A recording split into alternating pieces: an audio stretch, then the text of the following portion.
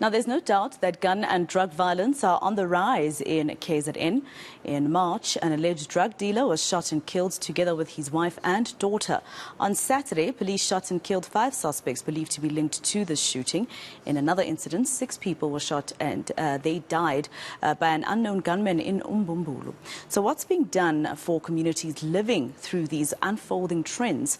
Now, senior reporter Dasen Thathiah is doing the story for us, and he joins us now live to give us more details. Dasen, if you have spoken to community members in those areas, what are they saying in terms of, living in fear? Well, Maseko, there are a range of emotions that are being felt by communities, among them being helplessness, anxiety. There's a certain degree of fear, because what you'll notice over the past few months and possibly even the past few years is that there's been a number of these shootings, a number of drive-by shootings that have been taking place, not just here in Wentworth, where I'm talking to you from now, but it seems to be spreading across Durban. And the interesting trend, even with our conversation with a security specialist earlier, was that a lot of these cases are related to drugs. So the fear here is that in a community like this one, you have lots of children. It's the school holidays now. While I'm talking to you, I can hear the sound of kids playing in the background. But the fear is that when these drug wars take place, for example, you have shootings that ultimately follow. Just this weekend, the shooting that you mentioned in Umbumbulu, that police have already said is suspected to be a drug-related incident, because that home where the shooting took place was apparently somewhere where they were selling drugs. And that's where 6 people were killed by suspects. So this seems to be a trend that we are dealing with now. I want to bring in Celeste King, who's a youth activist here in Wentworth. Celeste, firstly, if we're talking specifically about where we are now, just off camera, you were saying to me that you'd estimate this year alone that at least 30 people have been shot. That is in no ways normal.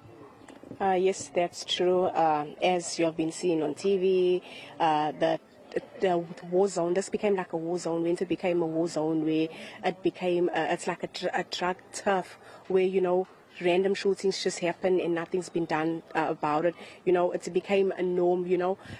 Wentworth is a unique community, and it can be easily misinterpreted as a low-hanging fruit of social ills. As you look around us, there's no space for our children to play. The environment is not safe anymore. So this has become a war zone because of the social ills that we face in our community and in a colored community, because we are not being seen out there by governments and so forth. Celeste, but this is also a lot closer to home for you, because your brother was among those that were shot. Mm-hmm.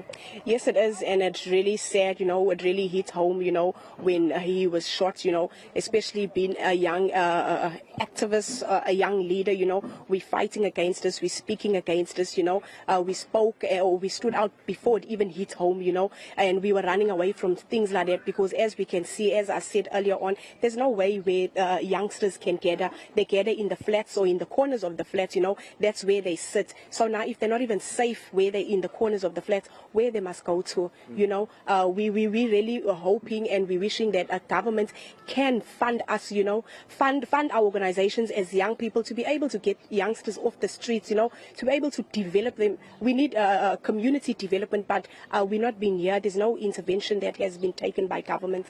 Sure. Yeah. Well, thank you very much for your time, Celeste King. There, you'd hear there, Maseko, that one of the complaints coming from this community as well is that they want more action to be taken, because ultimately those that live here need to feel safe when they are on the streets, for example, particularly the young children.